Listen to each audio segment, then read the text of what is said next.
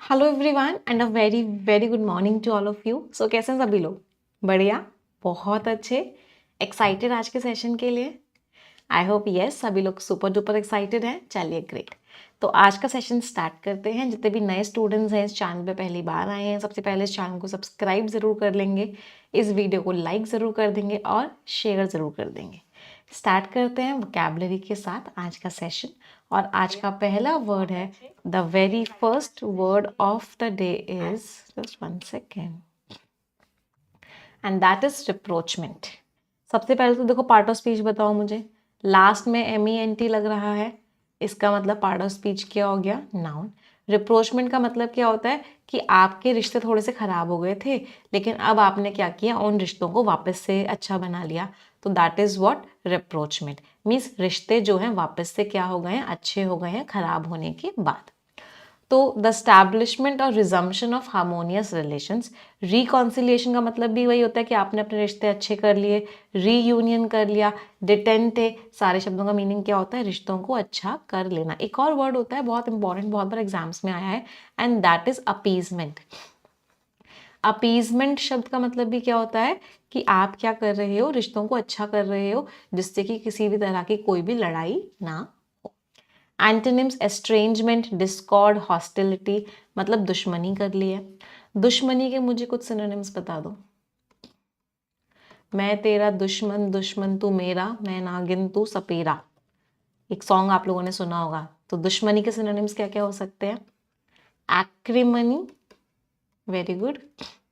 बेलिजरेंस, बेलिजरेंस में root word क्या है? बेली। बेली शब्द का मीनिंग होता है वॉर। फिर बेलिकॉसिटी, ये एंटोनिम्स है ना? बेलिकॉसिटी, कह सकते हैं हॉस्टिलिटी, हमने लिख लिया। एनमिटी, जो बच्चे फो कह रहे हैं बेटा, फो दुश्मन को कहते हैं, दुश्मनी को नहीं। अभी हम दुश्मनी के वर्ड पढ़ रहे हैं, है ना? खराब फीलिंग्स के वर्ड पढ़ रहे हैं। एंटीपैथी, इसमें रूट वर्ड क्या है? एंटी। एंटी शब्द का मीनिंग क्या होता है? किसी के खिलाफ हो जाना, अगेंस्ट हो जाना। और पैथोस, पैथोस रूट वर्ड का मीनिंग क्या होता है? फीलिंग्स। फिर कैसी फीलिंग है? रैनकॉर की फीलिंग है। रैनकॉर की फीलिंग का मतलब क्या होता है? बहुत ही खराब फीलिंग है, आपको वो चीज़ बिल्कुल अच्छी नहीं लगती। कॉम्बैटिवनेस कह सकते हैं। कॉम्बैटिव का मतलब फाइट वाला एटीट्यूड रखना, और उसी का नाउन फॉर्म क्या हो गया? कॉम्बैटिवनेस। और कोई वर्ड याद आ रहा हो किसी को? मतलब आपके अंदर फीलिंग खराब है। एक मैला रूट वर्ड होता है, मैला का मीनिंग क्या होता है? खराब। तो फीलिंग कैसी है? मैलिस की है। इसका मतलब बहुत ही खराब फीलिंग है, आप एकदम क्या करना चाहते हो? लड़ना चाहते हो सामने वाले इंसान से। तो इन सारे के सारे शब्दों का मीनिंग है खराब फीलिंग्स होना, दुश्मनी की फीलिंग्स होना। अच्छा, कुछ एडजेक्टिव्स बता दो अब। जो इंसान बहुत लड़ाकू होते हैं उन लोगों को क्या बोलते हैं? मुझे स्पेस चाहिए होगा, चलो अगली स्लाइड में ले लूंगी। वो लोग कैसे होते हैं? पूरे टाइम लड़ते रहते हैं। कैंटैकरस होते हैं, फ्रैक्शियस होते हैं, कॉम्बैटिव होते हैं। अपने आप को मैं हटा लेती हूँ। हाँ जी। इर्कसम होते हैं, पीविश होते हैं, पेट्यूलेंट होते हैं, और क्या बोल सकते हैं हम? ग्रम्पी होते हैं, ग्राउची होते हैं, क्वारलसम होते हैं, पग्नेशियस होते हैं, टेस्टी होते हैं, एक्रिमोनियस होते हैं, एंटेगोनिस्टिक होते हैं। अभी दोनों वर्ड्स पढ़े थे क्या क्या? बेलिकोज होते हैं, बेलिजरेंट होते हैं। मतलब पूरे टाइम ये लोग क्या करते हैं? पूरे टाइम ये लोग लड़ते ही रहते हैं, कभी भी अच्छा फील नहीं कर रहे होते, बहुत चिड़चिड़े से होते हैं। और कोई वर्ड रह गया? हाँ, हॉस्टाइल होते हैं, कॉम्बैटिव होते हैं। कोई इशू होता है उसको कंटेंशियस इशू बोलते हैं, मतलब वो लड़ाई वाला इशू है, कुछ कुछ लड़ाई से रिलेटेड है। तो ये सारे के सारे वर्ड्स किस चीज से रिलेटेड है? All of them are related to war, fight. सारे वर्ड्स का पार्ट ऑफ स्पीच क्या था?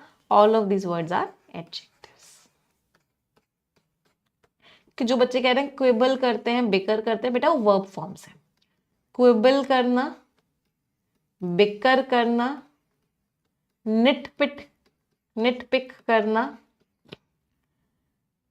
तो ये सारी की सारी क्या है? ये सारी की सारी वर्ब फॉर्म्स हैं। इसका मतलब क्या होता है? छोटी छोटी बातों पे लड़ते रहना, इतू इतू सी बात पे छोटी छोटी बातों में झगड़ा करते रहना, ये मतलब लड़ते रहना। चलो,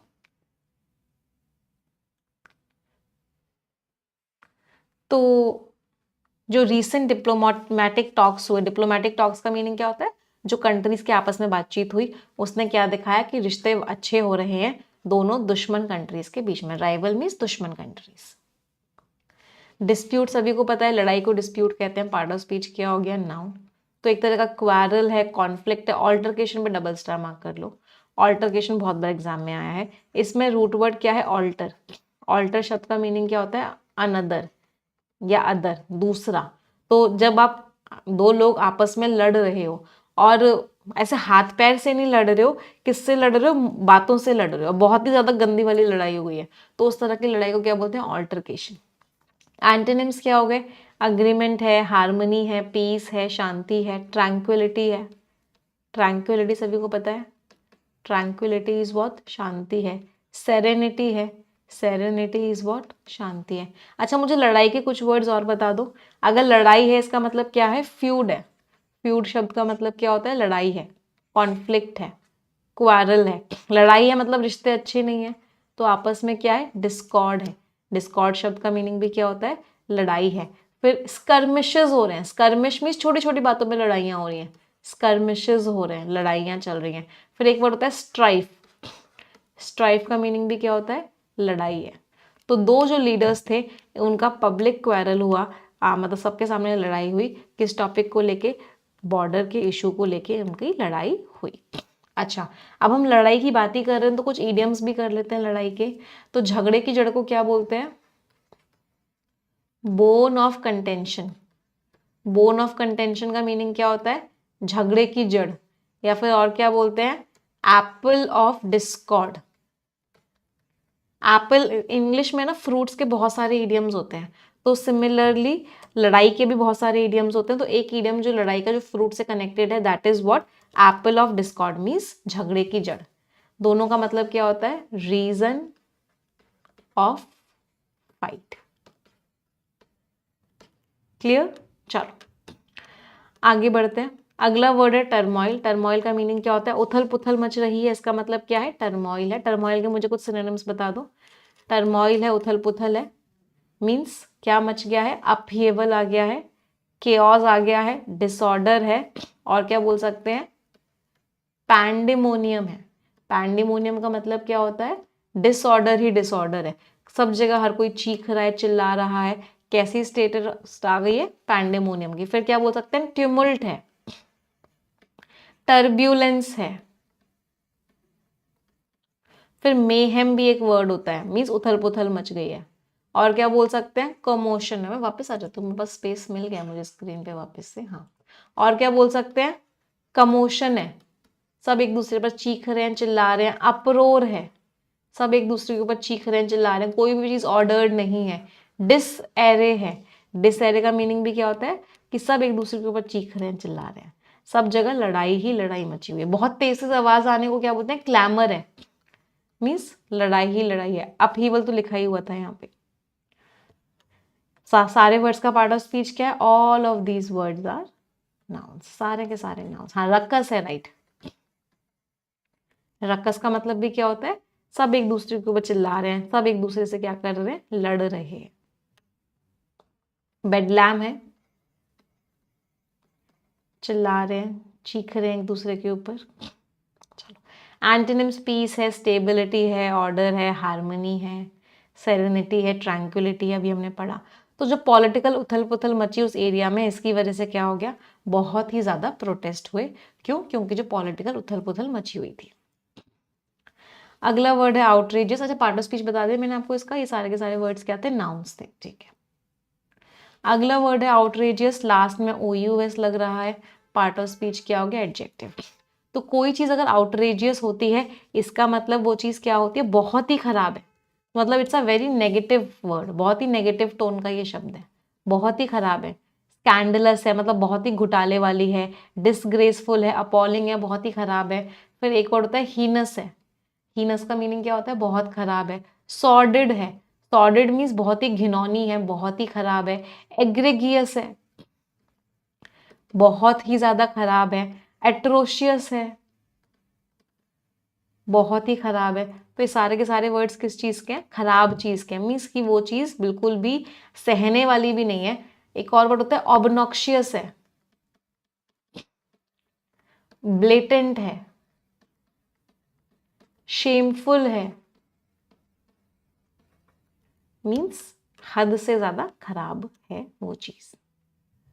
एंटोनिम्स एक्सेप्टेबल है, हम एक्सेप्ट कर सकते हैं, रीजनेबल है, मॉडेस्ट है, मीन्स ठीक है, एक्सेप्ट की जा सकती है। तो जो इतने खराब बातें उस लीडर ने बोली, इसकी वजह से क्या हुआ, दुनिया भर में उसकी बुराई हुई। दुनिया भर में क्या हुआ, कंडेमनेशन। कंडेमनेशन वर्ड का मीनिंग क्या होता है, बुराई हुई। चलो मुझे कंडेम करने के, बुराई करने के सिनोनिम्स बता दो, बहुत बार पढ़े हैं, अब तक तो याद हो गए होंगे सभी को। आप किसी को कंडेम कर रहे हो मतलब क्या कर रहे हो, क्रिटिसाइज कर रहे हो। मैं पहले ही अपने आप को हटा देती हूँ क्योंकि बहुत सारे सिनोनिम्स लिखने वाले हैं हम। हाँ, क्रिटिसाइज कर रहे हो, चेस्टाइज कर रहे हो, पहले सी वाले सारे वर्ड्स लिखते हैं। चाइड कर रहे हो, कास्टिगेट कर रहे हो, सेंश्योर कर रहे हो। चलो अब डी वाले लिखने की कोशिश करते हैं। डिनाउंस कर रहे हो, डिसअप्रूव कर रहे हो, डिमीन कर रहे हो, डिराइड कर रहे हो, आर वाले लिखते हैं। रिब्यूक कर रहे हो, रिप्रोच कर रहे हो, रेप्रीमैंड कर रहे हो। हाँ, एक डी वाला वर्ड याद आया, डिक्राई कर रहे हो, एडमोनिश कर रहे हो।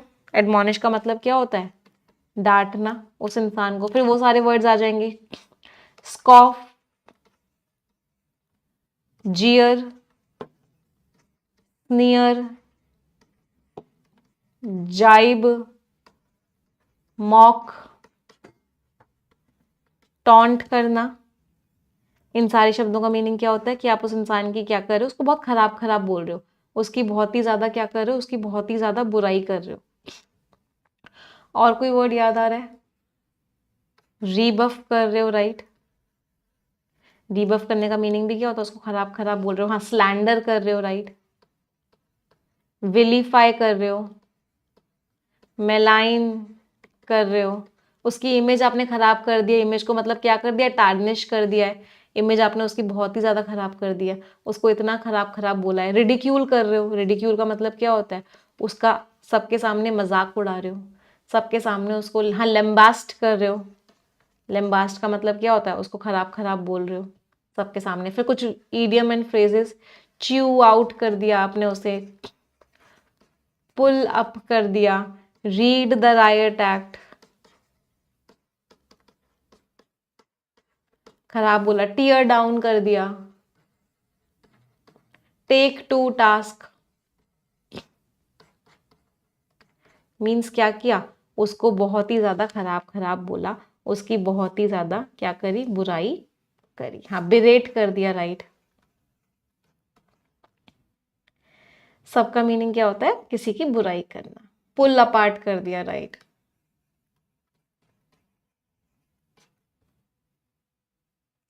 सारे हो गए। सारे वर्ड्स का पार्ट ऑफ स्पीच क्या है, all of these words are verbs, क्योंकि सब में हम किसकी बात कर रहे हैं, सब में हम एक्शन की बात कर रहे हैं। तो ये सारे के सारे क्या है, ये सारे के सारे आपके वर्ब्स हैं। अच्छा, बुराई के करे हैं तो तारीफ वाले भी बता दो मुझे। अगर हम किसी की तारीफ कर रहे हैं तो क्या बोलेंगे, मैंने किसी को अप्रिशिएट किया, तो मैंने क्या किया, प्रेज किया, कमेंड किया, एक्सटॉल किया, एग्जॉल्ट किया, एग्जल्ट किया, लॉर्ड किया, अपलॉड किया, यूलोजाइज किया। इन सारे शब्दों का मीनिंग क्या होता है? मैंने उस इंसान की क्या करी? भर भर के तारीफ करी। इसमें भी एक्शन है, इसका मतलब ये भी क्या है? पार्ट ऑफ स्पीच क्या है? वर्ब है। ग्लोरीफाई करना भी कह सकते हैं, इनडायरेक्ट सिनोनिम। एक वर्ड होता है वेनरेट करना, बहुत बार एग्जाम्स में आता है। वेनरेट करने का मीनिंग क्या होता है? मैं उसको रिस्पेक्ट कर रही हूँ। रिस्पेक्ट कर रही हूँ मतलब तारीफ कर रही हूँ, इनडायरेक्ट सिनोनिम है। एक्लेम करना, एक तरीके से उसके बारे में अच्छा अच्छा बोलना। चलो आ जाती हूँ मैं वापस स्क्रीन पे।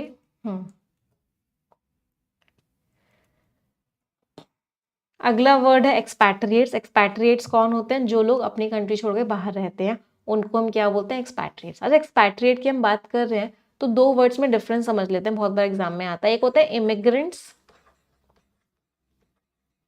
और एक होते हैं एमिग्रेंट्स।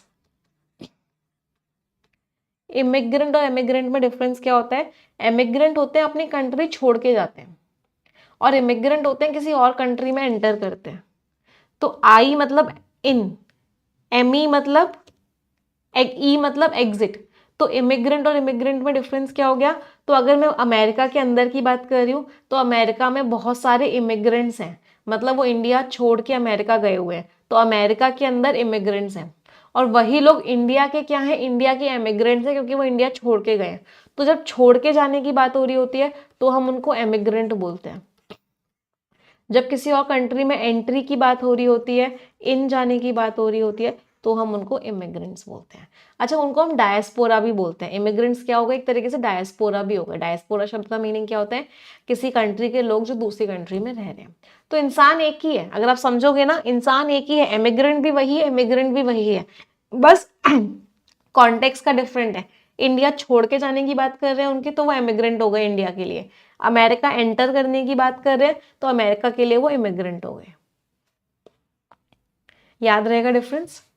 उनको एक्सपैट्रिएट्स भी बोलते हैं, जो अपनी नेटिव कंट्री के बाहर रहते हैं। वो एमिग्रेंट होते हैं, माइग्रेंट होते हैं, फॉरेन रेसिडेंट होते हैं, डायस्पोरा होते हैं। एंटोनिम्स वहीं के नेटिव हैं, वहीं के लोकल हैं, वहीं के सिटीजन हैं। तो बहुत सारे एक्सपैट्रिएट्स जो होते हैं वो वापस पैसा भेजते हैं।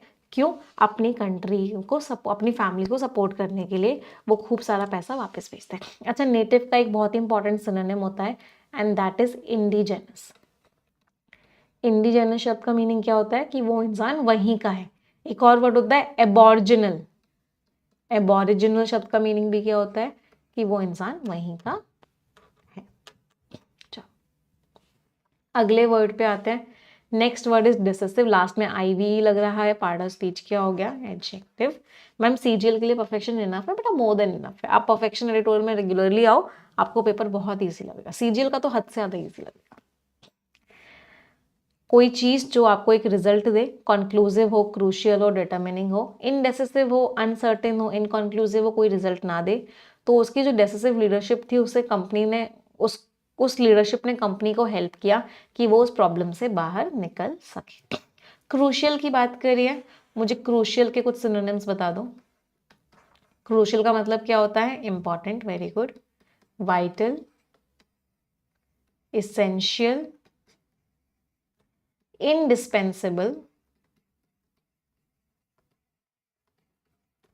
pivotal, momentous। हाँ, इन सारे शब्दों का मीनिंग क्या होता है? कि वो चीज कैसी है? वो चीज बहुत ही इंपॉर्टेंट है। अच्छा, क्रिटिकल वर्ड भी यूज करते हैं ना, लेकिन क्रिटिकल वर्ड के बहुत सारे मीनिंग्स होते हैं। एक क्रिटिकल वर्ड का मीनिंग होता है कि आप किसी की बुराई कर रहे हो। एक क्रिटिकल वर्ड का मीनिंग होता है कि आप किसी चीज को इवेलुएट कर रहे हो, उसकी जांच कर रहे हो। एक क्रिटिकल वर्ड का मीनिंग होता है वो चीज इंपॉर्टेंट है। तो तीनों मीनिंग्स होते हैं क्रिटिकल के। फिर इंपेरेटिव है कोई चीज, इंपेरेटिव है मतलब बहुत ही ज्यादा इंपॉर्टेंट है उस चीज के लिए। अगले वर्ड पे आते हैं रिजम्पशन। रिजम्पशन में री आ गया। री शब्द का मीनिंग क्या होता है? री शब्द का मीनिंग होता है अगेन। जम्पशन में लास्ट में आईओएन लग रहा है, पार्ट ऑफ स्पीच क्या हो गया? नाउन। तो रिजम्पशन का मीनिंग क्या है? रिज्यूम वर्ड आपने सुना होगा, मैम प्लीज रिज्यूम। रिज्यूम इसी का वर्ब फॉर्म होता है। रिज्यूम करो मतलब फिर से शुरू करो। और उसी एक्शन को क्या बोलते हैं? रिजम्पशन, कि दोबारा से किसी चीज को शुरू कर देना। रीस्टार्ट करना, कॉन्टिन्यूएशन, रिन्यूएबल, उसको दोबारा से स्टार्ट कर देना। एंटोनिम सेसेशन, रोक दिया, हॉल्ट रोक दिया, सस्पेंशन रोक दिया, सीज कर दिया मीन्स रोक दिया। तो जो डिप्लोमेटिक टाइज, जो कंट्री के आपस के रिश्ते थे वो वापस से अच्छे हो गए, इसकी वजह से उम्मीद है, किस चीज की उम्मीद है? शांति की उम्मीद है। अच्छा, री के मुझे कुछ वर्ड्स बता दो, री शब्द के। एक वर्ड होता है रेजुवनेट। रेजुवनेट शब्द का मीनिंग क्या होता है? इसमें रूट वर्ड क्या होता है? JUV, जुव, जुवेनाइल वर्ड भी आपने वहीं से पढ़ा होगा। इसका मतलब क्या होता है? यंग। तो अगर आप अपनी स्किन को रेजुवनेट कर रहे हो, इसका मतलब क्या है? वो स्किन आपकी फिर से और भी ज्यादा अच्छी हो रही है। फिर एक वर्ड होता है रिप्लेनिश, दोबारा से किसी चीज को भर देना, इस रिप्लेनिश कर देना। रिवाइटलाइज कर देना, रिवाइटलाइज करने का मतलब क्या हो गया? आपने किसी चीज में फिर से जान डाल दी है, फिर से एनर्जी डाल दी है, मतलब आपने उसको रिवाइटलाइज कर दिया है। तो री वर्ड जहां जहां होगा अगेन से मीनिंग होगा उसका, है ना। रिपीट, फिर तो इजी वाले वर्ड्स हैं तो आपको सभी को पता होंगे। रिपीट कर दिया है, तो यहाँ पे ना री, इन सब में क्या है? प्रीफिक्स है, जिसका मतलब क्या है? दोबारा से। हाँ, रिवाइवल, वापस से किसी चीज में एनर्जी आ गई है, रिवाइवल हो गया उसका। इसमें रूट वर्ड क्या है? वीवो। वीवो रूट वर्ड का मीनिंग क्या होता है? लाइफ। हाँ, रिसस्किटेट, रेसस्किटेट शब्द का मीनिंग भी क्या होता है? किसी चीज में आपने फिर से उसको और अच्छा बना दिया है, उसको और इम्प्रूव कर दिया है, रेसस्किटेट कर दिया है। रीआइटरेट, दोबारा दोहरा दो इस बात को। रीवैम्प, किसी चीज को इम्प्रूव करना। चलो, अनरेस्ट्रेन्ड है कोई चीज, इसका मतलब वो चीज कैसी है? वो चीज कंट्रोल्ड नहीं है, उसके ऊपर कोई कंट्रोल नहीं है, उस चीज को हम रोक नहीं रहे हैं। अनरेस्ट्रेन्ड है, इसका मतलब वो कैसी है? अनलीश्ड है। अनब्रिडल्ड है, सभी को पता है ना लीश और ब्रिडल क्या होता है? लीश होता है जिससे आप डॉग को कंट्रोल करते हो, डॉग के ऊपर जो पट्टा बांधते हो, मान लो ये डॉग है तो ये जो पट्टा होता है इसको बोलते हैं लीश। और जिस चीज से, ये मान लो घोड़ा है, तो घोड़े को जिस चीज से कंट्रोल करते हो वो क्या होता है? ब्रिडल। फिर अनशैकल्ड, इंसानों को जिससे कंट्रोल करते हैं, बेड़ियों को, उनको बोलते हैं शैकल्स। या फिर फेटर्स, अनफेटर्ड। इन सारे शब्दों का मीनिंग क्या होता है? कि पूरी तरीके से वो क्या है? ओपनड अप है, मतलब कोई भी कंट्रोल नहीं है। फिर वो वर्ड्स आ जाएंगे। इमेंसिपेटेड है कोई इंसान, इमेंसिपेटेड का मतलब क्या है? फ्री है, उसको फ्री कर दिया गया है। लिबरेट कर दिया गया है मीन्स फ्री कर दिया गया है, फ्री कर दिया गया है तो इजी वर्ड है। रिलीज कर दिया गया है।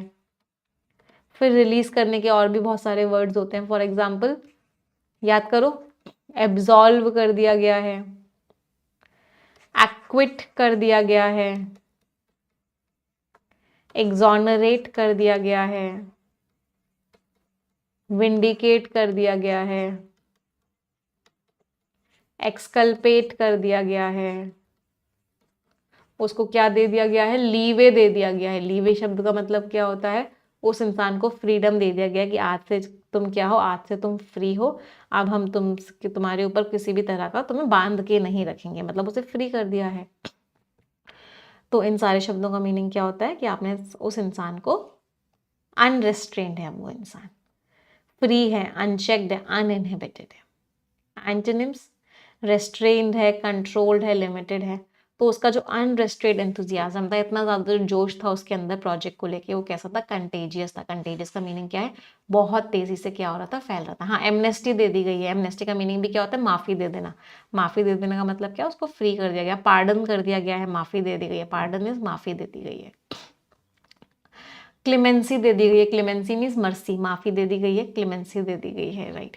अच्छा, अब मुझे कुछ बता दो, एंथुजियास्टिक कोई इंसान है तो उसके कुछ सिनोनिम्स बता दो। कोई इंसान अगर किसी चीज को लेके बहुत ही एंथुजियास्टिक है, बहुत ही जोश में है, तो उसके कुछ सिनोनिम्स। एंथुजियास्टिक का मतलब क्या है? जेलस है, वेरी गुड। कुछ वर्ड्स भी हमने कुछ दिन पहले पढ़े थे, आप लोगों को याद होंगे। फर्वेंट है, आर्डेंट है, याद आ रहे हैं? पैशनेट है उस काम को लेके बहुत, अगर आप किसी चीज के Avid, for example he is an avid reader, तो इसका मतलब क्या है, बहुत एनर्जेटिक रीडर है, एविड रीडर है। फिर एक वर्ड होता है वोराशियस। वोराशियस का मतलब क्या होता है, जिसको भूख बहुत है, मतलब वो उस काम को करने के लिए बहुत ही ज्यादा क्या है, बहुत ही ज्यादा एक्साइटेड है कि मैं इस काम को और बहुत अच्छे से करूंगा। फिर एक वर्ड होता है जेस्टी है, बहुत एक्साइटेड है, बहुत इन हाई स्पिरिट्स है। इन हाई स्पिरिट्स का मतलब क्या होता है, फुल ऑफ एनर्जी है उस काम को करने के लिए, बहुत एनर्जेटिक है उस काम को करने के लिए। इसको हम हाई स्पिरिटेड भी बोल सकते हैं। क्या भी बोलते हैं हम इसको, हाई स्पिरिटेड है, कि मुझे ये काम फुल एनर्जी के साथ करना है, बहुत कीन है उस काम को करने के लिए। कीन का मतलब क्या होता है, बहुत ही ज्यादा झुकाव है उसका उस काम को करने के लिए, कि मुझे ये काम बहुत ही ज्यादा अच्छे से करना। चलो, इसकी बात हुई है तो कुछ इनडायरेक्ट सिनोनिम्स करते हैं। इसके इनडायरेक्ट सिनोनिम्स का मतलब क्या होता है, जो इंसान बहुत एक्साइटेड होगा किसी काम को करने के लिए, वो इंसान बहुत खुश भी होगा, है ना। तो खुश वर्ड के मुझे कुछ सिनोनिम्स बताएंगे। कोई इंसान बहुत खुश है, कैसा है वो, जॉली है। बायंट है, बायंट का मीनिंग क्या होता है, बहुत ही ज्यादा कह सकते हैं खुश है उस चीज को करने के लिए। एक वर्ड होता है एक्सटेटिक है, बहुत हैप्पी है कि भाई मुझे वो काम करना ही करना है। ग्लीफुल है, राइट, हैप्पी है। इलेटेड है, आज मैं ऊपर जमाना है नीचे, वो वाली फीलिंग है, मतलब बहुत ही ज्यादा हैप्पी है कि वो काम को मुझे बहुत अच्छे से करना है और उस काम को सोच सोच के खुश हुए जा रहा है। और क्या कह सकते हैं, चीयरफुल है, जॉयफुल है। थोड़े से इजी वर्ड्स हो गए, सबको पता होंगे ये वाले तो इन सारे शब्दों का मीनिंग क्या होता है कि वो इंसान क्या है, बहुत ही ज्यादा खुश है। जोवियल है, राइट। यूफोरिक है, यूफोरिया का मीनिंग क्या होता है, खुशी वाली फीलिंग, आज मैं ऊपर जमाना है नीचे वाली फीलिंग। तो यूफोरिक है, बहुत खुश है। इसमें रूट वर्ड क्या है, ईयू। ईयू रूट वर्ड का मीनिंग क्या होता है, गुड। ईयू और बेनी, दो रूट वर्ड होते हैं जिनका मीनिंग होता है अच्छा। अच्छा, ईडियम्स तो याद होंगी हैप्पी वाली सारी। हैप्पी वाली मुझे जल्दी से ईडियम्स याद करवा दो आज, जल्दी से बताएंगे तुरंत के तुरंत। Tickled pink, over the moon, in seventh heaven, like a dog with two tails,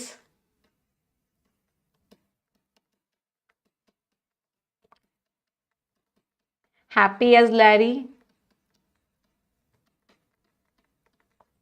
happy as a clam,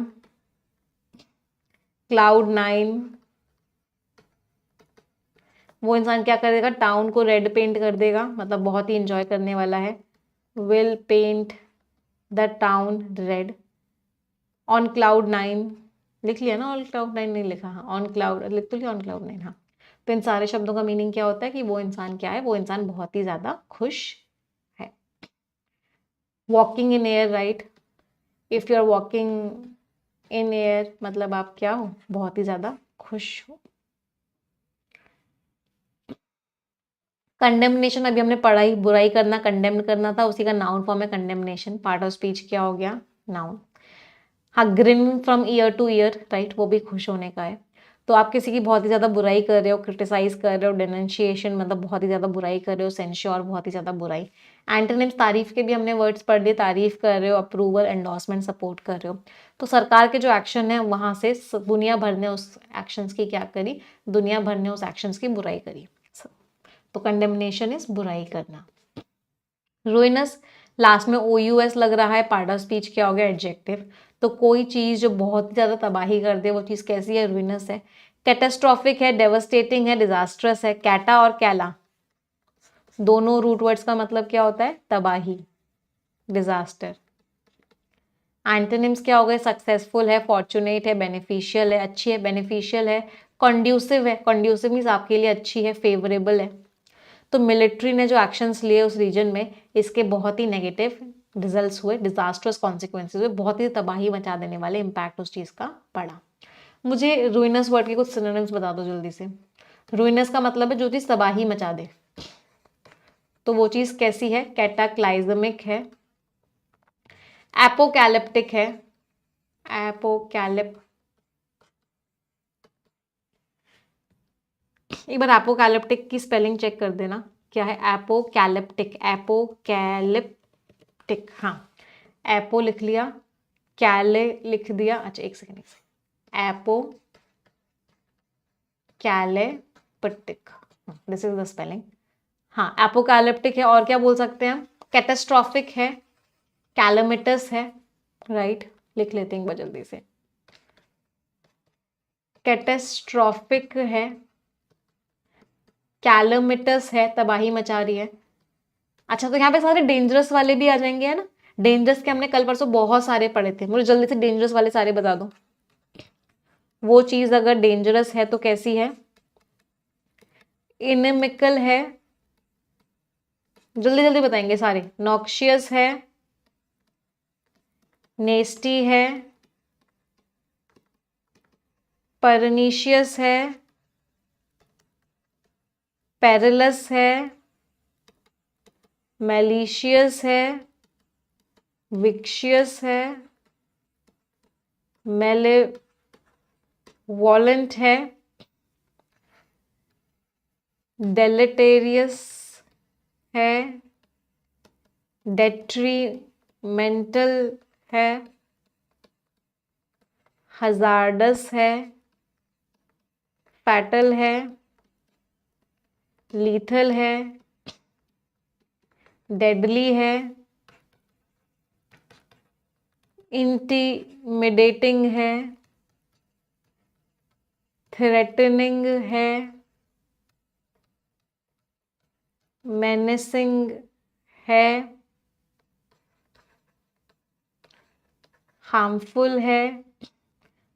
इन सारे शब्दों का मीनिंग क्या होता है, वो चीज कैसी है, बहुत ही खतरनाक है, डेडली है, चलो, टॉक्सिक है, इंसीडियस है, चलो अब आ जाते हैं यहाँ पे वन वर्ड सब्स्टिट्यूट्स पे। किसी के अंदर स्किल नहीं है, एबिलिटी नहीं है, कॉम्पिटेंस नहीं है, इसका मतलब क्या है, इनएप्टीट्यूड है, मतलब वो काम करने की कला ही नहीं है। एक ऐसा कंटेनर जिसको किसी चीज को होल्ड करने के लिए रखा जाता है, उस कंटेनर को क्या बोलते हैं, रेसेप्टिकल। किसी चीज को मिटा नहीं सकते, इनइरेडिकेबल है या फिर इनडेलेबल है। इनडेलेबल का मतलब भी क्या होता है, जिस चीज को आप मिटा नहीं सकते। वर्ड्स को आप अच्छे से प्रोनाउंस कर रहे हो, एनंशिएट कर रहे हो, मीन्स अच्छे से प्रोनाउंस कर रहे हो, वर्ड्स को अच्छे से बोल रहे हो, एनंशिएट करना। फ्रेजल वर्ब, बैंग ऑन, मैंने आपसे कोई क्वेश्चन पूछा, आपने उस क्वेश्चन का आंसर एकदम ठीक दिया, तो मैंने आपको क्या बोला, bang on. Bang on means आपने आंसर एकदम ठीक दिया है, बिल्कुल एक्यूरेट दिया है, एग्जैक्टली राइट और एक्यूरेट। मैम जियोपार्डस नहीं लिखा वहां पे, हाँ जियोपार्डस भी लिख सकते हो, राइट बेटा, जियोपार्डस है, मीन्स खतरनाक है।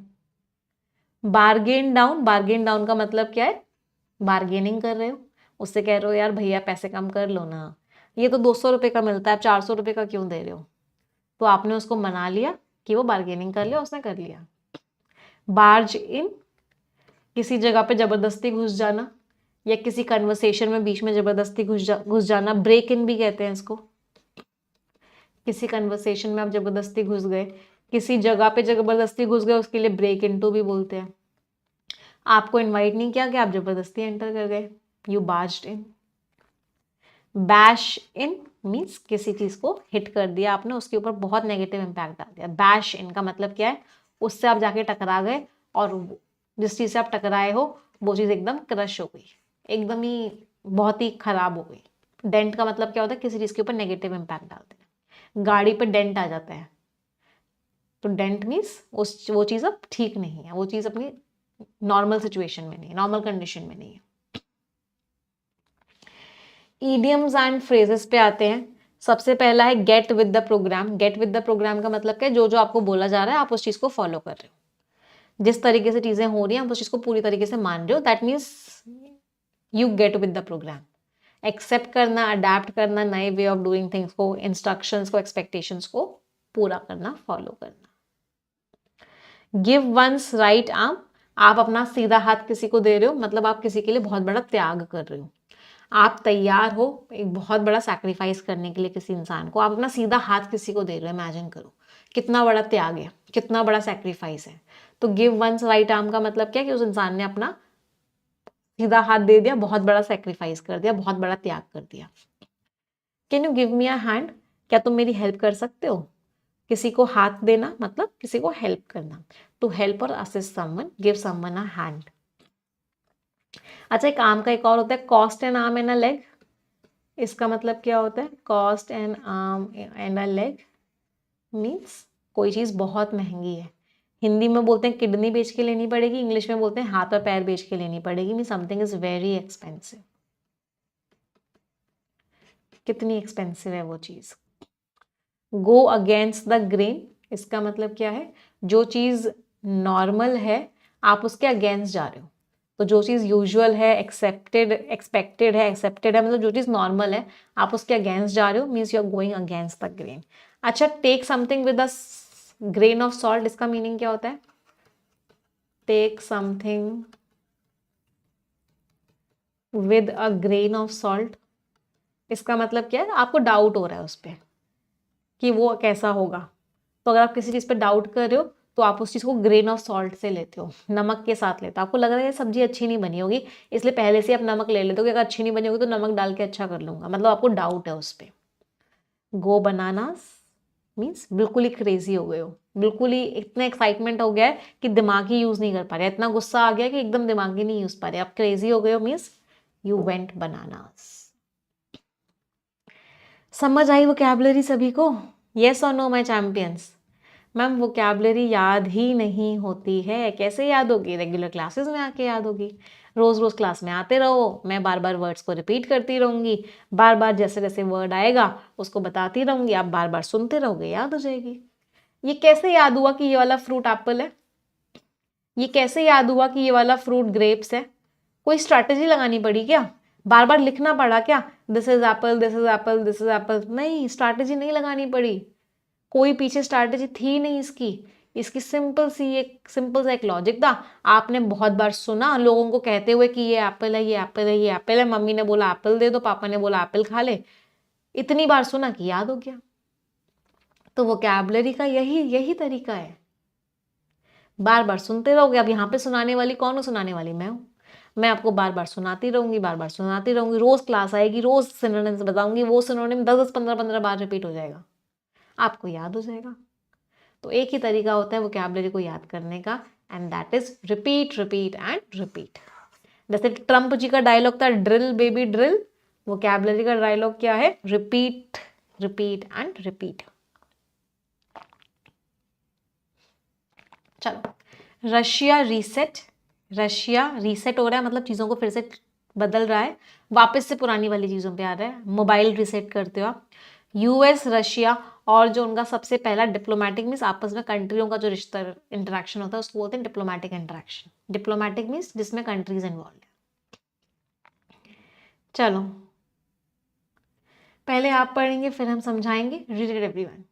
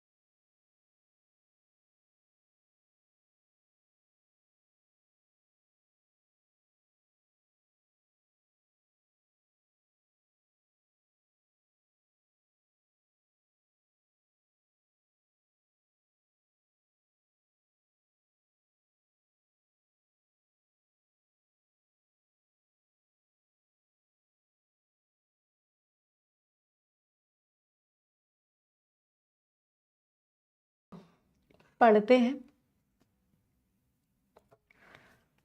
जो टॉक्स हो रहे हैं, जो बातचीत हो रही है यूएस और रशियन ऑफिशियल्स के बीच में, इनके ऑफिशियल्स कहाँ बातचीत कर रहे हैं? रियाद में इन्होंने बातचीत करी। उनका सबसे पहला और बड़ा डिप्लोमेटिक इंटरेक्शन है, मतलब दोनों कंट्रीज आपस में बात कर रही हैं। कब के बाद से? जब से रशिया ने अटैक किया था यूक्रेन पे। कब किया था? 2022 में किया था। ये मार्क करता है किस चीज़ की शुरुआत है ये, ऑफ अ रीसेट, की रिश्ते वापस से ठीक हो रहे हैं दोनों फॉर्मर कोल्ड वॉर एडवर्सरीज के बीच में। फॉर्मर मीन्स पुरानी, जो पहले जो कोल्ड वॉर हुई थी उसमें दोनों क्या थे, दुश्मन थे। यूएस और रशिया दोनों दुश्मन थे।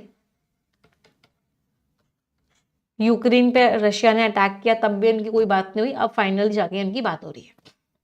Led by US secretary of state, किसको, कौन इसको लीड कर रहे हैं, मार्को रूबियो जी लीड कर रहे हैं, और रशिया के फॉरेन मिनिस्टर सेर्गेई लेवरोव इसको लीड कर रहे हैं। तो ये दोनों लोग जो है बातों को लीड कर रहे हैं, बातें कर रहे हैं। दोनों साइड्स अग्री हो चुकी हैं, किस बात को लेके अग्री हो चुकी हैं, टू रीस्टोर स्टाफिंग, कि वो स्टाफिंग शुरू कर देंगी, मतलब लोगों को एम्प्लॉयमेंट देना, लोगों को वहां पे भेजना स्टार्ट कर देंगे। कहाँ पे, जो उनकी रेस्पेक्टिव एम्बेसीज हैं। एम्बेसी पता है सभी को क्या होती है, एम्बेसी होती है फॉर एग्जाम्पल यूएस की एक एम्बेसी होगी रशिया के अंदर, जहां से यूएस के सारे मतलब यूएस के ऑपरेशंस होंगे रशिया के अंदर, ऐसे रशिया की एम्बेसी होगी यूएस में। तो हर कंट्री की, बाहर की कंट्रीज में एम्बेसीज होती हैं, इंडिया की एम्बेसीज हैं सारी कंट्रीज में। तो एम्बेसीज में अब स्टाफिंग होगी, वहां पे लोगों को भेजा जाएगा। एक्सप्लोर करेंगे क्लोजर इकोनॉमिक कोऑपरेशन, किस तरीके से इकोनॉमिक कोऑपरेशन वो कर सकते हैं, एक दूसरे को हेल्प कर सकते हैं, साथ में मिलके कुछ काम कर सकते हैं। और सेटअप करेंगे, सेटअप मीन्स स्टैब्लिश करेंगे, किस चीज को स्टैब्लिश करेंगे, अ हाई लेवल टीम, एक बहुत अच्छी लेवल की टीम को, जिससे कि वो बातचीत कर सके। हाई लेवल का मतलब यहाँ पे, अच्छा लेवल का मतलब क्या है, जो गवर्नमेंट में बहुत अच्छी पोजीशंस में है उनको बोला गया हाई लेवल टीम को, जिससे कि वो बातें कर सके, जिससे कि यूक्रेन वॉर को खत्म किया जा सके। यूएस प्रेसिडेंट डोनाल्ड ट्रंप ने सिग्नल दिया, क्या सिग्नल दिया, that he might meet his Russian counterpart, कि वो अपने रशियन काउंटर पार्ट, मतलब जैसे वो हेड हैं ऐसे ही रशिया के जो हेड हैं, मतलब जो वहाँ के प्राइम मिनिस्टर हैं, रशिया के प्राइम मिनिस्टर हैं, प्रेसिडेंट हैं, एक बार मुझे सभी लोग बताएंगे। तो रशिया के क्या है, हाँ रशिया के प्रेसिडेंट हैं, ये चीज़ मुझे बताएंगे सभी लोग, मुझे थोड़ा सा कंफ्यूजन है इसमें। तो जो व्लादिमीर पुतिन जी हैं, इस महीने के अंत में वो मिलेंगे और डील को सिक्योर करेंगे, जो कि एक बहुत ही इंपॉर्टेंट शिफ्ट होगा अमेरिका की पॉलिसी में रशिया की तरफ। Under the former Biden administration, पुरानी जो बाइडन जी की एडमिनिस्ट्रेशन थी उसके अंडर यूएस जो है इमर्ज हुआ था कि यूक्रेन का वो सबसे बड़ा मिलिट्री और फाइनेंशियल बैकर में सपोर्टर था। तो यूएस जो है यूक्रेन को सबसे ज्यादा मिलिट्री सपोर्ट दे रहा था, फाइनेंशियली पैसे का सपोर्ट दे रहा था। यूएस ने ग्लोबल एफर्ट्स भी लीड किए थे, जिससे कि रशिया की इकोनॉमी कमजोर हो जाए। यूएस ने क्या लगाए थे, बाइटिंग मीन्स बहुत ही नुकसान पहुंचाने वाले, सैंक्शंस मीन्स पेनल्टीज।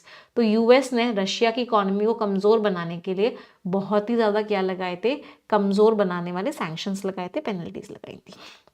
हाँ प्रेसिडेंट है, रशियन प्रेसिडेंट। ओके तो पूरे पैराग्राफ में क्या लिखा हुआ है, पूरे पैराग्राफ में ये लिखा हुआ है। अच्छा आप लोगों को याद होगा, हमने एक आर्टिकल पढ़ा था, मिस्टर ट्रंप ने बोला था कि मुझे पावर में आने दो, कुछ ही दिनों के अंदर यूक्रेन वॉर को खत्म कर दूंगा। मिस्टर बाइडेन नहीं कर पाए यूक्रेन वॉर को खत्म, मुझे पावर में आने दो, मैं तुरंत खत्म कर दूंगा यूक्रेन वॉर को। और इसी चीज को पूरा करने के लिए वो कदम उठा रहे हैं। तो यूएस के सेक्रेटरी और रशिया के फॉरेन मिनिस्टर मीटिंग कर रहे हैं, चीज़ों को ठीक कर रहे हैं। डोनाल्ड ट्रंप भी व्लादिमीर पुतिन से मिलेंगे और कोशिश करेंगे कि लड़ाई खत्म हो जाए। अभी तक यूएस क्या कर रहा था, यूक्रेन को पैसे की सपोर्ट दे रहा था, मिलिट्री इक्विपमेंट का सपोर्ट दे रहा था। यूएस क्या कर रहा था, रशिया की इकोनॉमी को कमजोर बनाने के लिए पेनल्टीज लगा रहा था, सब कुछ कर रहा था। लेकिन अब वही यूएस क्या कह रहा है कि मैं रशिया के साथ इकोनॉमिक कोऑपरेशन करूंगा, मैं रशिया के साथ बातचीत करूंगा यूक्रेन वॉर को खत्म करने के लिए। दोनों ने स्टाफिंग स्टार्ट कर दी है एम्बेसीज पे। तो अब ऐसा लग रहा है यूएस और रशिया के रिश्ते अच्छे हो रहे हैं। समझ आया पैसेज? चलिए ग्रामर देखते हैं। मुझे एक तो इस मार्क्स वर्ब का सब्जेक्ट बता दो, बिगिनिंग का पार्ट ऑफ स्पीच बता दो, रीसेट वर्ड का पार्ट ऑफ स्पीच बता दो, स्टाफिंग का पार्ट ऑफ स्पीच बता दो, टॉक्स का पार्ट ऑफ स्पीच बता दो, सिक्योर वर्ब का सब्जेक्ट बता दो। यहां से लेकर यहां तक पार्सिंग कर लेंगे, चलो यहां तक ही कर लेंगे पार्सिंग। कौन सी चीज है जो बिगिनिंग को मार्क कर रही है, देखो ये कॉमा कॉमा के बीच में लिखा हुआ था, एडिशनल इन्फॉर्मेशन थी। ये प्रेपोजिशन से शुरू हो रहा था, एडिशनल इन्फॉर्मेशन थी। इस मार्क्स का सब्जेक्ट था टॉक्स।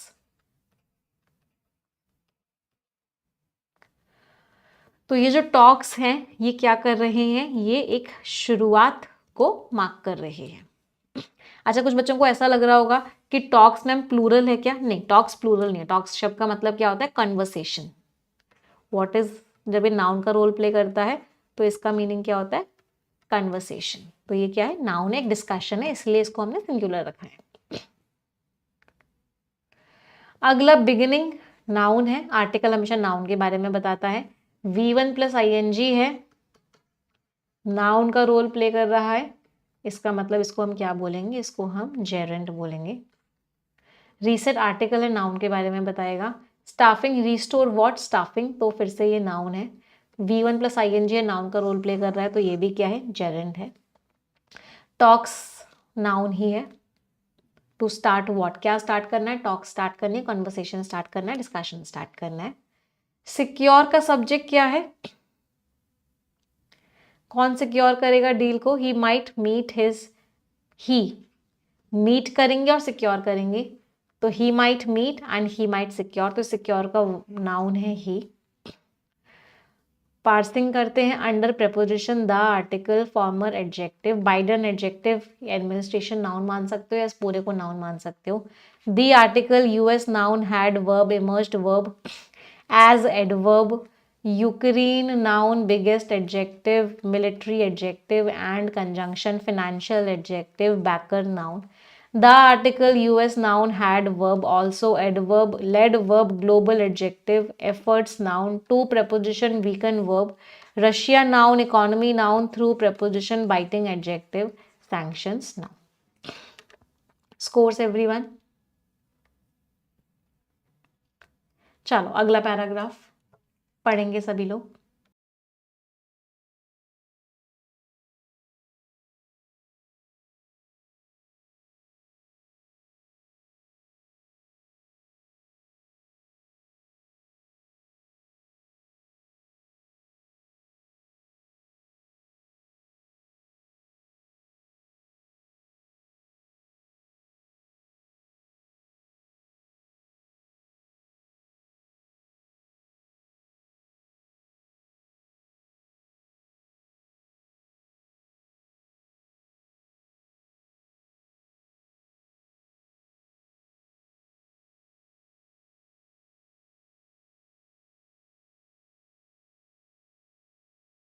अगले पैराग्राफ को पढ़ते हैं, क्या कह रहे हैं ऑथर। मैम बहुत नींद आ रही है तो बेटा सो जाओ।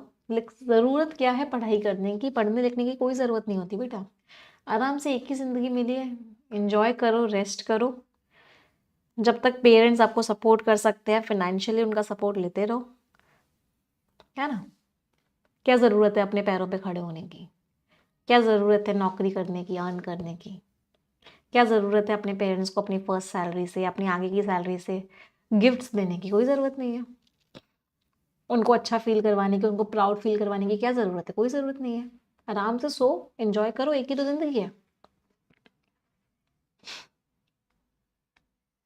चलो, mister Trump has thrown away, mister Trump ने पूरी तरीके से रिजेक्ट कर दी है बाइडन की पॉलिसी को। तो बाइडन की जो पॉलिसी थी उसको हटा दिया है एंड अडॉप्टेड, उन्होंने एक नई अप्रोच को अपनाया है ऑफ रिप्रोचमेंट। रिप्रोचमेंट का मीनिंग क्या होता है? रिस्टोरेशन ऑफ फ्रेंडली रिलेशंस, कि रिश्ते अच्छे हो जाएं। तो उन्होंने एक नई अप्रोच अपनाई है रशिया के साथ रिश्तों को अच्छे करने की। समथिंग रेमिनिसेंट, रेमिनिसेंट में जो हमें याद दिलाता है, किस चीज़ की याद दिलाता है हमें? ये हमें याद दिलाता है हेनरी किसिंगर की हिस्टोरिक। हिस्टोरिक मीन्स बहुत ही इंपॉर्टेंट, जो आउटरीच था। आउटरीच मीन्स जो वो पहुंचे थे, मतलब जो उन्होंने रिश्ते अच्छे करने की कोशिश की थी। किससे? माओ से टुंग का चाइना, मतलब चाइना से उन्होंने रिश्ते अच्छे किए थे। कब? जब कोल्ड वॉर बिल्कुल अपनी हाइट पे चल रही थी और अमेरिका की बहुत ही गंदी वॉर हुई थी वियतनाम में। मिस्टर ट्रंप जो पुश कर रहे हैं, जो लगातार फोर्स कर रहे हैं कि रशिया के साथ स्टेबिलिटी आ जाए, रशिया के साथ रिश्ते अच्छे हो जाएं, इस रूटेड, इसका बेस क्या है? सेंस ऑफ रियलिज्म है। रियलिज्म का सेंस क्या होता है वो ऑथर समझा रहे हैं आगे, कि वो रशिया जो कि एक पेल शैडो था। पेल का मतलब क्या होता है? एकदम फीकी सी शैडो था, जो सोवियत यूनियन पहले हुआ करता था। तो कुछ हल्का सा रिसेम्बलेंस है रशिया का सोवियत यूनियन से। ये जो है अमेरिका का वो मेन चैलेंजर है, वो उसको ऐसे नहीं देखते हैं, तो उनको रशिया अमेरिका का दुश्मन नहीं लगता है। ये बात अनरियलिस्टिक है, ये सच नहीं है।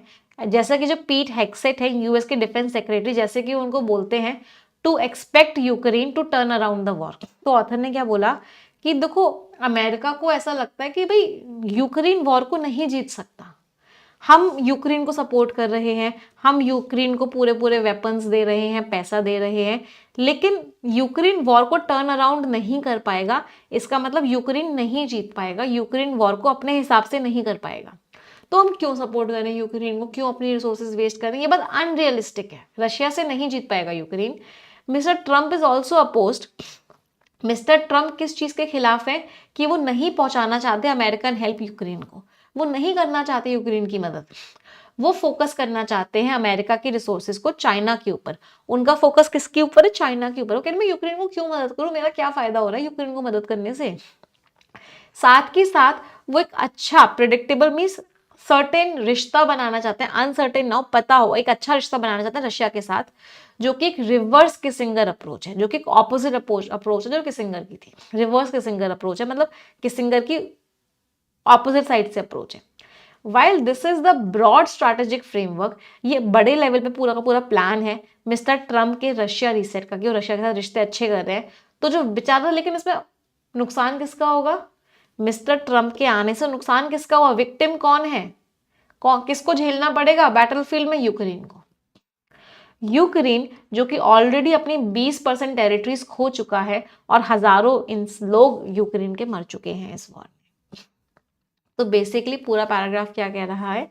पूरे पैराग्राफ का मेन आइडिया सिर्फ एक ही लाइन का था कि मिस्टर ट्रंप रशिया के साथ रिश्ते अच्छे करना चाहते हैं, उनको रशिया अपना दुश्मन नहीं लगता है, उनको लगता है कि यूक्रेन की मदद करना एकदम बेकार है, क्योंकि यूक्रेन कभी भी इस वॉर को जीत नहीं सकता है, इसीलिए वो यूक्रेन की मदद ना करते हुए रशिया के साथ रिश्ते अच्छे करेंगे, और इस सब में नुकसान जो होगा वो यूक्रेन का होगा। चलो अगला पैराग्राफ रीड करेंगे।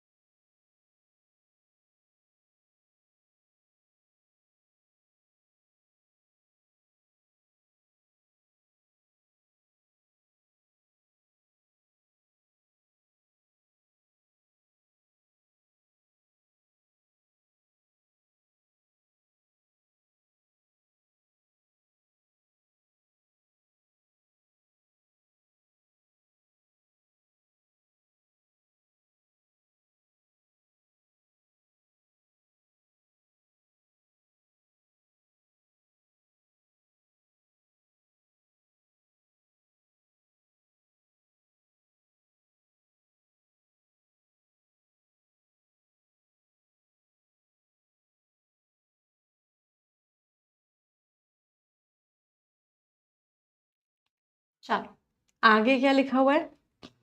यूएस जिसने यूक्रेन को नाटो मेंबरशिप दी थी 2008 में, यूएस क्या कहता है? यूएस कहता है कि ऐसा जो आउटकम है, ऐसा जो रिजल्ट है वो प्रैक्टिकल नहीं है। मतलब इमेजिन करो, यूएस ने ही ये सारी लड़ाइयां करवाई थी, यूएस ने यूक्रेन को नाटो का हिस्सा बनाया, और अब वो यूएस वही कह रहा है कि यूक्रेन अब जीत नहीं सकता। ये बात प्रैक्टिकल नहीं है।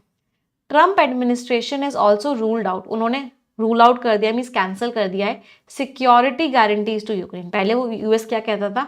मैं तुम्हारी सिक्योरिटी की जिम्मेदारी लेता हूँ यूक्रेन से, अब बोला है कि मेरी जिम्मेदारी नहीं है, अब ये जिम्मेदारी यूरोप की है, और वो यूरोप जो खुद बटा हुआ है। तो मिस्टर ट्रंप ने सारे पैर पीछे कर लिए हैं यूक्रेन की मदद करने से। तो यूक्रेन टुडे, आज के टाइम पे यूक्रेन के पास does not even have a seat at the table. मतलब इमेजिन करो, मिस्टर ट्रंप रशिया और यूक्रेन की वॉर को खत्म करना चाहते हैं, और यूक्रेन से कोई डिस्कशन ही नहीं कर रहे, सिर्फ रशिया से ही डिस्कशन कर रहे हैं। यूक्रेन बेचारे को सीट तक नहीं दे रहे उस टेबल पे जहां पे रशिया और अमेरिका बातचीत कर रहे हैं। दो लोग लड़ रहे हैं, उन दोनों की लड़ाई खत्म करवानी है, तो एक इंसान से, तो एक पार्टी से तो बात ही नहीं हो रही, सिर्फ एक स्ट्रॉन्गर पार्टी से ही बात हो रही है कि तुम बताओ लड़ाई कैसे खत्म करनी है। तो यूक्रेन का वो हाल हो चुका है मिस्टर ट्रंप के आने से। जब बड़ी बड़ी पावर्स लड़ती हैं और रिश्तों को फिर से ठीक करती हैं, तो बेचारी जो छोटी कंट्रीज होती है ना, जो इन प्रॉक्सी कॉन्फ्लिक्ट्स में फंस जाती हैं, वो सफर करती हैं। प्रॉक्सी कॉन्फ्लिक्ट क्या होता है? प्रॉक्सी कॉन्फ्लिक्ट होता है कि यूक्रेन तो बेचारा बलि का बकरा था और कुछ भी नहीं था, रशिया को लड़ना यूएस से था, यूएस को लड़ना रशिया से था, लेकिन रशिया यूक्रेन से लड़ रहा था और यूएस यूक्रेन को सपोर्ट कर रहा था। तो यूएस और रशिया की प्रॉक्सी वॉर चल रही थी। एक्चुअल वॉर रशिया और यूक्रेन की चल रही थी, लेकिन प्रॉक्सी वॉर किसकी चल रही थी? यूएस और रशिया की, कि यूएस यूक्रेन के नाम पे रशिया से लड़ रहा था। तो जब ऐसी प्रॉक्सी वॉर्स होती हैं तो एक्चुअल में जो छोटी छोटी कंट्रीज होती हैं ये सफर करती हैं। उन्होंने यूक्रेन को और यूरोप को किसी भी सेटलमेंट से हटा दिया जो डिटरमाइन करेगा यूक्रेन का फ्यूचर और यूरोप का सिक्योरिटी पूरा का पूरा आर्किटेक्चर। ये गलत है, मॉरली भी, सिद्धांतों वाइज भी और प्रैक्टिकली भी गलत है। मिस्टर ट्रंप यूक्रेन को ही उस बातचीत से हटा रहे हैं जिस बातचीत में डिस्कस होना है यूक्रेन का फ्यूचर। वो यूरोप से भी हटा रहे हैं जिस बातचीत में डिस्कस होना है यूरोप का फ्यूचर। तो ये चीज मॉरली तो गलत है ही है, प्रैक्टिकली भी गलत है। मिस्टर ट्रंप गलत कर रहे हैं।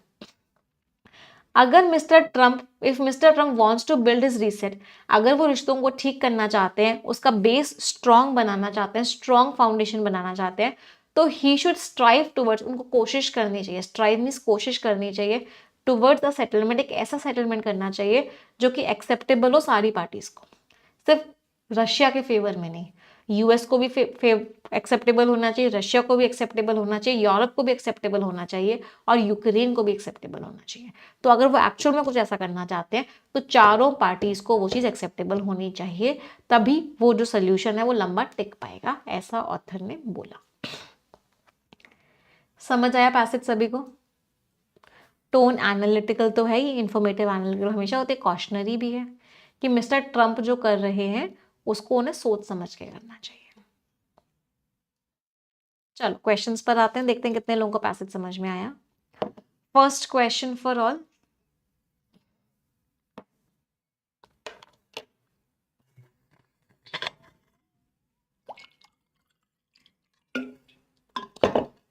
पैसेज ने कौन सी हिस्टोरिकल एनालॉजी यूज की है? किससे एनालॉजी मीन्स कौन सा कंपैरिजन किया है? किसिंगर जी की बात करी थी ना, कोल्ड वॉर के टाइम पे बात की थी, ये तो नहीं बात करी उन्होंने, ये भी बात नहीं करी। हाँ, चाइना की बात की थी, कोल्ड वॉर। निक्सन था क्या वो? एक बार देख लेते, निक्सन था नाम या किसिंगर, क्या था पूरा नाम?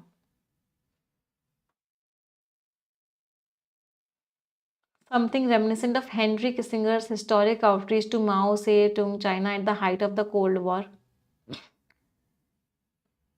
निक्सन तो दिया ही नहीं हुआ। आप लोग कैसे आंसर बता रहे हो कि वो निक्सन वाला आंसर होगा? नहीं, पहले आप लोग मुझे बताओ।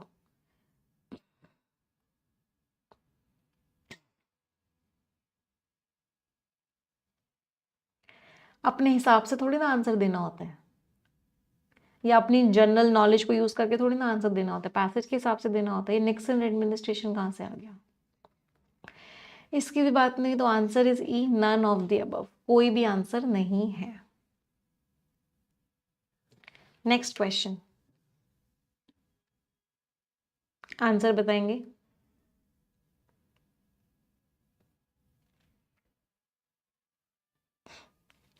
हाँ, वर्ड मैचिंग कर ली मैम। क्या बुराई करी है ऑथर ने, मतलब कौन सी जो है बुराई है? उनकी पॉलिसी यूएस के स्ट्रैटेजिक इंटरेस्ट को डिसरिगार्ड करती है? नहीं। हाँ, उनकी पॉलिसी यूक्रेन को छोड़ देगी, एक सेटलमेंट कर लेगी रशिया को जो यूक्रेन के लिए अनफेवरेबल होगा। सिंबॉलिक है, इंक्रीज कर रहे? नहीं। Answer is what? B.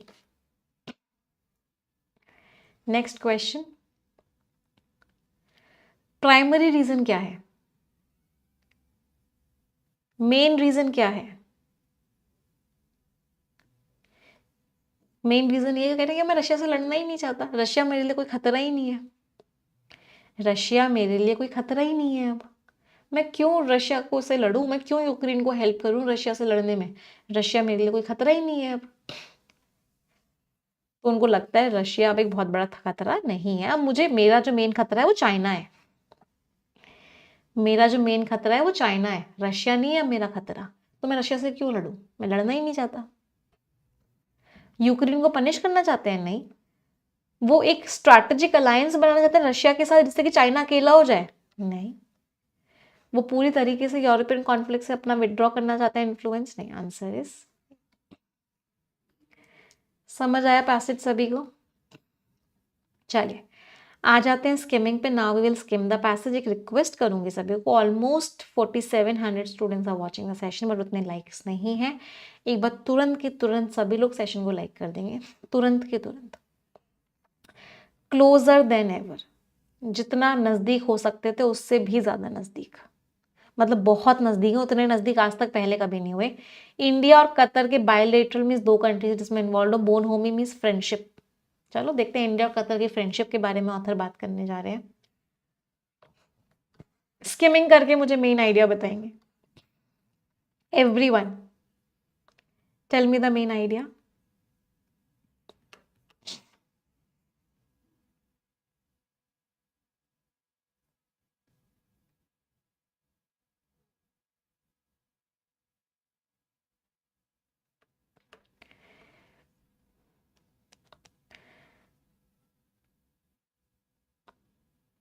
Ma'am perfection book काफ़ी है, इंग्लिश ग्रंथ बुक देखो मैं आपको बता देती हूँ डिफरेंस बेटा। इंग्लिश ग्रंथ में चैप्टर वाइज क्वेश्चन है, लेवल वाइज क्वेश्चन है। तो इंग्लिश ग्रंथ में हमने क्या किया है, सारे चैप्टर्स लिखे हैं जो जो आपके सिलेबस के हैं। हर चैप्टर में 3-3 लेवल्स बनाए हैं, लेवल 1, लेवल 2, लेवल 3, प्री से लेकर मेंस तक। तो इंग्लिश ग्रंथ में चैप्टर वाइज आपको प्रैक्टिस करवाई गई है, लेवल वाइज। परफेक्शन की बुक में आपको 1000 क्वेश्चन मिक्स दिए हुए हैं प्रैक्टिस के लिए। तो आपको जिस तरह की प्रैक्टिस करनी है उस हिसाब से आप डिसाइड कर सकते हो। दोनों बुक्स लेने की जरूरत नहीं, कोई भी एक ले लो। इसमें 1000 मिक्स्ड प्रैक्टिस के क्वेश्चंस है, इसमें chapter wise level wise questions है। चलो इस पे आ जाते हैं। तो विजिट हुई इनकी इंडिया में, रिश्ते अच्छे हो गए हैं। वर्ल्ड व्यू सेम नहीं है लेकिन हम दोनों की इंपॉर्टेंस समझते हैं। कतर के लिए इंडिया एक कनेक्टेड पावर है, एक बैलेंस बना के चल रहे हैं। इंडियन एक्सपैट्रिएट्स जो है, इंडिया के जो लोग हैं जो कतर में हैं, उनको बैकबोन माना जाता है वहाँ की एक्टिविटी के। कतर एक गल्फ पावर है, बहुत ज़्यादा पैसा वहाँ से आता है हमारे इंडिया में। कतर इंडिया को इतना ऑयल देता है, एलएनजी देता है, गैस देता है, और जो कि आधा लगभग ट्रेड है। कतर में एक यूएस मिलिट्री बेस भी है जहाँ पे यूके और ऑस्ट्रेलियन एयर फोर्सेस भी हैं। इसने ऐसे ग्रुप्स को भी होस्ट किया है और रिश्ते भी बना के चलता है इन ग्रुप्स के साथ। तो बेसिकली पूरे पैराग्राफ में क्या लिखा हुआ है, पूरे पैराग्राफ में यही लिखा हुआ है कि इंडिया और कतर के रिश्ते के बारे में बताया हुआ है। इंडिया, कतर के कौन आए हैं, हाँ, कतर के शेख तमीम बिन हामद अल थानी, कितना छोटा सा नाम है ना, ये इंडिया में विजिट किए हैं। तो इंडिया और कतर के रिश्ते अच्छे हो रहे हैं, दोनों एक दूसरे की इंपॉर्टेंस को समझते हैं, इस बारे में ऑथर ने बात की। तो बेसिकली रिश्तों की बात की है। अगला पैराग्राफ मेन आइडिया बताएंगे।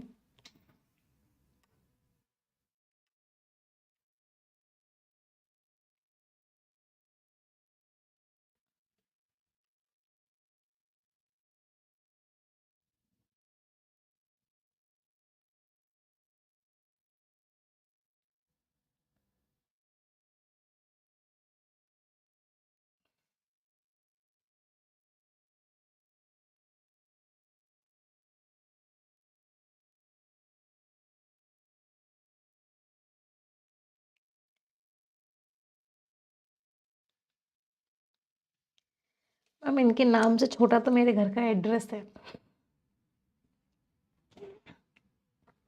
चलो, एक रीसेंट डिसीजन हुआ कि वो तालिबान रजीम के साथ अपना रिश्ता अच्छा करेंगे। कौन, हमारी गवर्नमेंट। तो हम डिपेंडेंट है कतरी रिलेशनशिप लीडरशिप पे। कतरी के जो आमिर जी हैं उनका डिसीजन है कि वो माफ़ कर देंगे 8 इंडियन नेवल पर्सनल को, इंडियन नेवी के लोगों को 8 को, जिनके ऊपर इल्ज़ाम लगाया गया था कि वो नज़र रख रहे थे और उनको क्या दिया गया था, डेथ सेंटेंस दिया गया था 2023 में। इससे क्या हो रहा है, अंडरस्टैंडिंग अच्छी हो रही है। ये बहुत लंबे टाइम से पेंडिंग था। तो अब जो बातचीत हुई है तो इंडिया और कतर ने डिसाइड किया है कि वो अपने रिश्ते और अच्छे बना देंगे। इंडिया के ऑलरेडी रिश्ते हैं इन सब के साथ। इन्होंने एक डबल टैक्सेशन अवॉइडेंस अग्रीमेंट भी साइन किया है, एमओयू भी साइन किया है इसको के। ट्रेड को भी बढ़ा देंगे, कतर इन्वेस्ट भी करेगा इंडिया में इतना एरियाज में। जॉइंट स्टेटमेंट और जो डिस्कशंस हुए हैं वो सब बता रहे हैं कि फ्रेंडशिप हो रही है, लेकिन जो जियो पॉलिटिकल अंडरटोन्स है, मतलब बाकी कंट्रीज के को लेके जो चीज़ें हम उनको इग्नोर नहीं कर सकते। तो बेसिकली मेन आइडिया क्या है, फिर से वही है कतर और इंडिया के रिश्ते अच्छे हो रहे हैं। कतर में हमारे कुछ लोग थे जिनको डेथ सेंटेंस दिया गया था, कतर ने बोला है कि हम उनको फ्री कर देंगे। और मोदी जी जो है तालिबान के साथ भी रिश्ते अच्छे करने की कोशिश कर रहे हैं, तो कतर हमें उसमें हेल्प भी करेगा। फिर कुछ अग्रीमेंट साइन हुए हैं कतर और इंडिया के बीच में, ऑथर ने उनके बारे में बताया है। चलो last paragraph for all.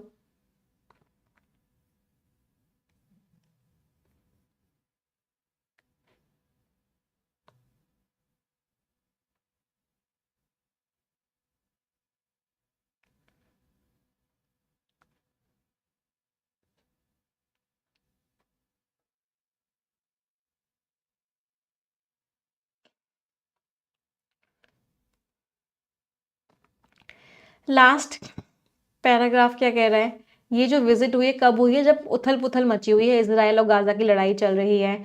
Donald Trump का भी प्लान है कि वो इतने पैलेस्टीनियंस को अपने होमलैंड से खत्म कर देंगे, रीजनल पीस को लेके क्लियर कर देंगे। अब क्लियर का मतलब क्या है यहाँ पे अभी देखना पड़ेगा। हर कंट्री ट्रंप जी के अनाउंसमेंट से परेशान है और न्यू दिल्ली चुप है इस चीज़ को लेके। इंडिया शांत है, इंडिया कुछ भी नहीं कह रही। जॉइंट स्टेटमेंट है जो बताता है कि दोनों ने अपनी पोजीशंस बताई हैं इसराइल हमास इशू पे, लेकिन डिटेल में नहीं बताया कि दोनों का क्या ओपिनियन है इस इशू को लेके। ये सारे मेंबर्स मिलने वाले हैं इस हफ्ते डिस्कस करने के लिए कि क्या क्या चीज़ें जो लड़ाई में हो रही हैं उस चीज़ को लेके। इंडिया और कतर की जो बातचीत हुई है, उन्होंने एक अपॉर्चुनिटी दी है दोनों तरफ को कि वो जो बटाव है उसको ब्रिज कर सकें। दिल्ली और दोहा मतलब कतर और इंडिया कमिटेड हैं कि वो और भी ज़्यादा स्ट्रॉन्ग रिलेशनशिप बना सकें। तो बेसिकली प्रॉब्लम वाली बात क्या है, प्रॉब्लम वाली बात है हमास का इशू। तो जो लड़ाई चल रही है इसराइल और गाजा के बीच में, उसके ऊपर जो पॉइंट ऑफ व्यू है वो इंडिया और कतर का अलग अलग है। तो अब एक मौका मिला है कि वो पॉइंट ऑफ व्यू जो अलग अलग है वो डिवाइड जो है वो ब्रिज हो सके, वो कम हो सके और दोनों के रिश्ते और अच्छे हो सके। चलो, कौन से इशू की बात की है ऑथर ने? इसराइल गाजा कॉन्फ्लिक्ट, ट्रम्प जी का जो प्लान है कि फलस्तीनियन डिस्प्लेसमेंट कर देंगे, मतलब इतने लोगों को वहां से हटा देंगे। अच्छा, क्लियर करने का मीनिंग वहां पे क्या था, हटा देना, निकाल देंगे उनको वहां से। ये ट्रम्प जी क्यों हर चीज के बीच में आते हैं? चलो लास्ट क्वेश्चन।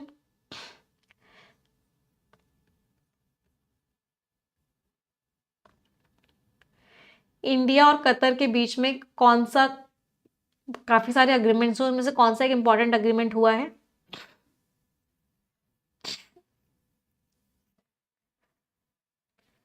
कतर ने कमिट किया है कि वो इतना इन्वेस्ट करेगा इंडिया में। Answer is B.